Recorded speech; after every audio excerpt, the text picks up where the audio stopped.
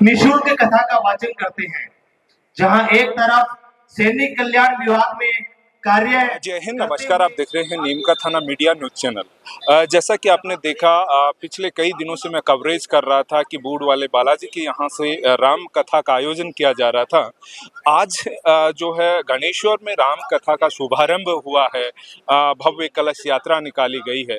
तो जैसे रणवीर भाई जी के नाम से कथावाचक जो महोदय श्रीमान हमारे साथ में हैं, ये शेखावाटी क्षेत्र में प्रसिद्ध हैं और ऐसे आयोजन करते रहते हैं। जैसे अभी घोषणा की गई है कि ये निःशुल्क रूप से सेवा देते हैं, ऐसे आयोजन करते हैं, राम कथा सुनाते हैं, लोगों में सनातन के प्रति जागरूकता उत्पन्न कर रहे हैं। तो इस विषय को लेकर इनका मोटो क्या है वो हम जानेंगे। तो सर, एक बार तो आपको मैं कहूँगा प्रणाम। जय श्री राम, जय गौ माता, जय गोपाल जी। जैसे कि आप विभिन्न जगह पर जाकर ये राम कथा का जो है एक तरीके से रसमान करवाते हैं, वहाँ के लोगों को जो सुनाते हैं, तो इसके पीछे आपके मन में कैसे विचार हैं, लोगों को कैसे आप जागरूक कर रहे हैं? भगवान राम जी की कथा और नानी बाई का मायरे का मैं वाचन करता हूँ और निःशुल्क गाय माता की सेवा के लिए, अपने सनातन धर्म के बढ़ावे के लिए, परिवार में अपनी जो संस्कृति है, परिवार में संस्कारों को बढ़ाने के लिए, इसलिए मैं ये कथाएं करता हूँ। नौकरी के साथ साथ में, क्योंकि अपना सनातन धर्म आगे बढ़े, गाय माता की सेवा हो, और जब गाय माता की सेवा होगी और मन बदलेगा तो ये मेरी बेटियां हैं, ये अपने सास ससुर की सेवा करेंगे और सास ससुर की सेवा करेंगे तो ये वृद्ध आश्रम में जाने से बच जाएंगे। सर, जैसे कि बहुत सारे लोग हैं आपके बारे में जानते हैं, आपसे परिचित हैं, लेकिन कुछ लोग नए हो सकते हैं अपने लिए, तो वो आप तक पहुंचना चाहें, ऐसे आयोजनों के बारे में आपसे बात करना चाहे तो उनको कैसे वो आप तक पहुंच सकते हैं? वैसे तो मेरा एक यूट्यूब है रणवीर भाई जी के नाम से, रणवीर भाई जी ऑफिशियल के नाम से, उसमें मेरे नंबर वगैरह सब कुछ है। बाकी मेरी कथाएं चलती हैं आसपास, जो नीम के थाने में गौशाला है तो वहाँ सब लोग मेरे से जुड़े हुए हैं। नीम का थाना है, श्याम मंदिर में मैंने कथा की है, बूढ़ का बालाजी कथा की है, छावनी मेरी कथाएं होती रहती हैं, गावड़ी गौशाला में मेरी हर साल कथा है, गालो गौशाला में कथा चल रही है। अभी ज्यादातर शेखावाटी क्षेत्र में आप सेवाएं देते हैं? हाँ, शेखावाटी में। अब नौकरी के साथ साथ बाहर जाते तो कई दिन की छुट्टी लेनी पड़ती है, इसलिए यहाँ थोड़ी सी छुट्टियों में लेकर के गाय माता की सेवा में लगे हुए हैं, सनातन धर्म को बढ़ावा करने के लिए। तो कौन सर्विस के बारे में थोड़ा जानना चाहूंगा। मैं सैनिक कल्याण विभाग में WO की पोस्ट के ऊपर कार्यरत हूँ। तो वहाँ से आप छुट्टी लेते हैं, उसके बाद ऐसे? हाँ, वहाँ से छुट्टी लेकर मैं कथाओं का वाचन करता हूँ। ठीक है, ओके। तो इस तरीके के धार्मिक आयोजनों के संबंध में आप रुचि रखते हैं तो इनसे संपर्क भी कर सकते हैं। जैसे मैंने आपको जानकारी दे दी है, सारी जानकारी आप तक पहुँच चुकी है। तो अभी अन्य जो है यहाँ के सदस्य हैं, आयोजनकर्ता, उनसे भी बात है। गणेश्वर धाम यहाँ गालव गंगा के समीप आज जो है राम कथा का शुभारंभ हुआ है, पहला ही दिन है। तो आयोजनकर्ता जो समिति है उनके सदस्य मेरे साथ में हैं।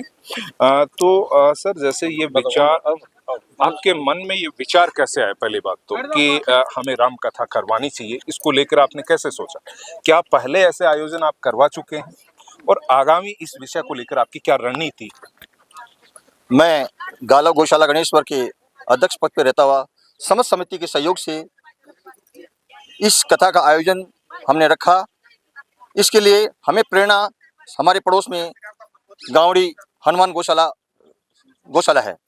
उन्होंने सर्वप्रथम कथा का आयोजन किया, वहाँ बड़ा ही रोमांचक वो कथा हुई और वहाँ से गौ माताओं के लिए हमें देखने को मिला कि काफी धनराशि इकट्ठी हुई। हमारे मन में ऐसा विचार आया कि हम भी हमारी गौ माताओं के हितार्थ हम भी हमारे यहाँ एक आयोजन करें कथा का, जिसमें हमारी गौ माताओं के लिए कुछ धनराशि एकत्रित हो सके। हमारी गौशाला बहुत ही विकट परिस्थिति से गुजरते हुए इस स्थिति में पहुंची है।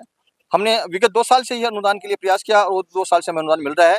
इससे पहले हमारे को अनुदान नहीं मिलता था, इसलिए हमें बहुत नितांत आवश्यकता थी धन की, इसलिए हमने इस प्रोग्राम का आयोजन किया। जैसा कि हमें मालूम चला, पिछली बार हमने आयोजन किया नानी बाई का मायरा। उस नानी बाई के मायरे में हमें एक उपज सूझी कि किस प्रकार से गौ माताओं के लिए धन एकत्रित किया जाए। तो हमने एक योजना बनाई कि एक अक्षय पुण्य योजना लागू की जाए। हमने उस अक्षय पुण्य योजना की राशि रखी 31,000 रुपए, जो कि हमने उसमें हमारी उम्मीद से अधिक हमने सोचा 10-5 सदस्य बनेंगे। लेकिन मैं सब बस्ती माता को, सब भक्तों को, सब दानदाताओं को धन्यवाद देना चाहूंगा कि हमारी उस समय 63 सदस्य हमारी इस योजना में बने, जो एक धन्यवाद के पात्र हैं। और उससे हमारी जो राशि प्राप्त हुई, उस राशि को हमने FDR में करवाया। वो राशि हमेशा के लिए एफडीआर में रहेगी। उसका जो ब्याज मिलेगा हम्म। वो ब्याज हम गौशाला की चारा फूस वगैरह किसी भी काम में लेंगे, ताकि उस राशि से उसके दानदाताओं के बेटे पोते पड़पोते तक का वो उसमें जो है अंशदान जाता रहेगा। जी सर, अभी जैसे ये आयोजन चल रहा है, इसको लेकर गांववासी हैं या फिर महिलाएं हैं, उनको आप क्या संदेश देंगे? मैं देखो सबसे पहले तो मातृशक्ति को वंदना करता हूँ और मैं धन्यवाद देना चाहूंगा मातृशक्ति को कि इस मातृशक्ति के पीछे ही हमारा जो है ये कथा का आयोजन सफल हो रहा है। मैं सनातन धर्म के पीछे भी आपको बताना चाहूंगा कि हमारे यहाँ भी नीम कथा में सनातन धर्म की यात्रा हुई थी। उस समय हमारी महिला शक्ति गणेश्वर से गावड़ी से लगभग 3-4 बसें भर के गई थी। जी। इन्होंने हमारे वहाँ सबसे ज्यादा, और मैं यहाँ कथा में भी है, हमारे पास गावड़ी गौशाला है, उसमें भी मातृशक्ति सहयोग करती है।